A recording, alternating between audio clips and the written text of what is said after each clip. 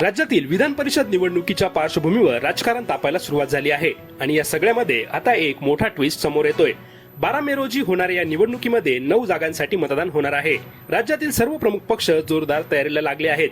विशेषतः एकनाथ शिंदे यांच्या नेतृत्वाखालील शिवसेना राजकीय समीकरण बसवणारा आणि पुढच्या काळामध्ये उपयोगी पडणारा चेहरा शोधत आहे आणि याचाच भाग म्हणून एकनाथ शिंदे यांच्याकडून बच्चू कडू यांना थेट विधान परिषदेच्या मैदानात उतरवण्याचा विचार सुरू असल्याची माहिती मिळते। मिळालेल्या माहितीनुसार शिंदे गट राज्यसभेप्रमाणेच धक्कातंत्र वापरण्याच्या तयारीमध्ये आहेत। याचाच भाग म्हणून बच्चू कडू यांना ऑफर दिल्याची चर्चा आहे। एकनाथ शिंदे आणि बच्चू कडू यांची मुंबईमध्ये भेट झाल्याचं देखील सांगितलं जात आहे। मात्र बच्चू कडू यांनी लगेच निर्णय न घेता कार्यकर्त्यांशी चर्चा करूनच अंतिम निर्णय घेऊ अशी भूमिका घेतली आहे।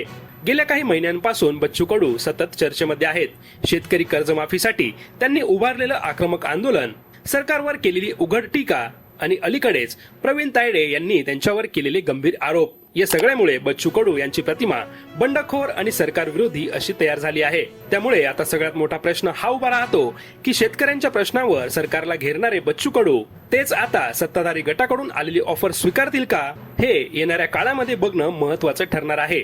मात्र बच्चू कडू यांनी जर होकार दिला तर महाराष्ट्राच्या राजकारणामध्ये मोठा ट्विस्ट येऊ शकतो आणि शिंदे गटाला अनपेक्षितपणे फायदा देखील होऊ शकतो।